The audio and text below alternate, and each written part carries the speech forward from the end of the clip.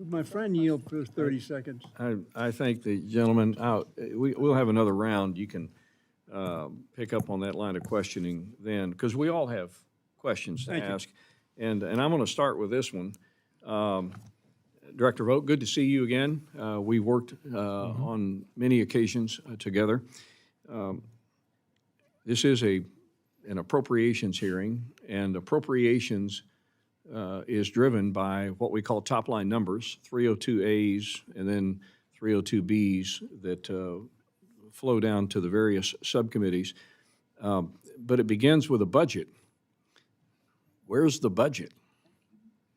Well, it's great to see you again. We believe you have the budget. We have a skinny budget.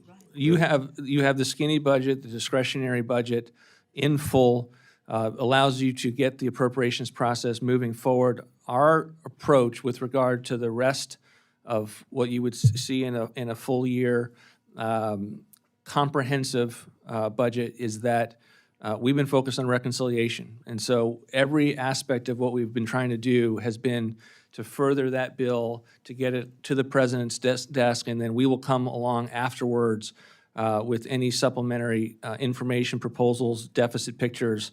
But we thought it would, at the end of the day, confuse the Congress and confuse the American people to have two sets of proposals, two sets of numbers, and that's one of the reasons that we are focusing on reconciliation. Understand the job that you've had to do, and we wanted to get you material as soon as we possibly could. Worked with Chairman Cole as early and often as I could, have not actually not come and talked with the Cardinals at every opportunity. We very much want to work with this committee. So I think we all have a shared goal of putting the fiscal house of this nation in order. I certainly do, and I've been working toward that, albeit unsuccessfully, since I chaired the Joint Select Committee on Budget Process Reform, and we can come back to that if I have time.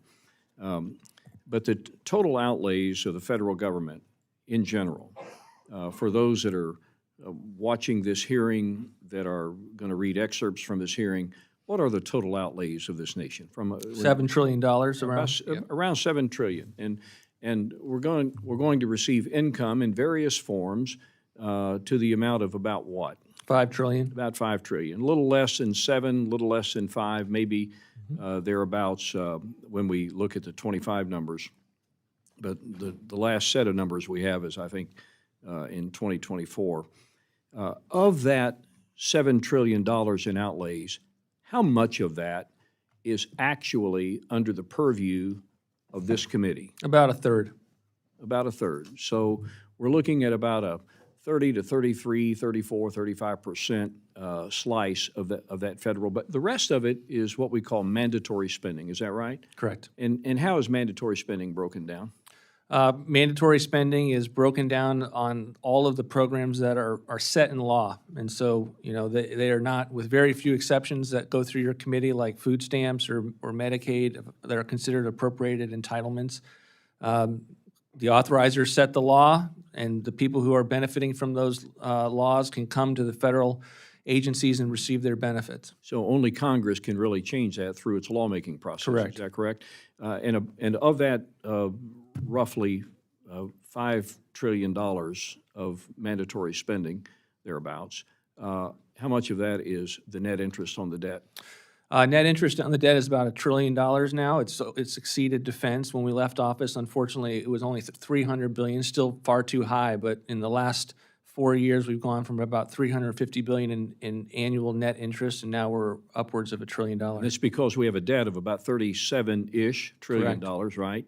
What would like a 50 basis point move in the interest rate, and I would suspect that's very prospectful, given the fact that we were just downgraded by the third rating agency. What would that do to the net interest on a $37 trillion debt if we moved like 50 basis points? We're probably talking about $1 trillion swing there. When are we going to deal with mandatory spending? And I'm not talking about cuts, I'm talking about sustainability, because we've all said, and we've pretty much all agreed that we want to make sure that we honor the promises that we've made to older Americans and vulnerable Americans, but right now, the effort is only on the discretionary budget of the U.S. government. It's about 33% of total spending. So at what point in time will we see a plan and a strategy for which we really go after and fix the largest share of the federal spending that is the crux of the national deficit that we have today? You know, we believe that we're doing that with this bill that you have passed out of the House. And one of the reasons we're so excited about it is that for the first time since 1990s, we are talking about trillions of dollars with regard to mandatory savers. $1.7 trillion now is an enormous opportunity and first step along the lines of what you're talking about and what we've proposed in budgets before. So I think it's, you know, for those that are saying, where are the Doge cuts? That's not a reconciliation thing. For those that are saying, where are the mandatory reforms? That is in that bill, and we believe it's the first major conversation like this we've had since the 1990s. We will have more proposals as we go forward. You know, the president wants to have a balanced budget.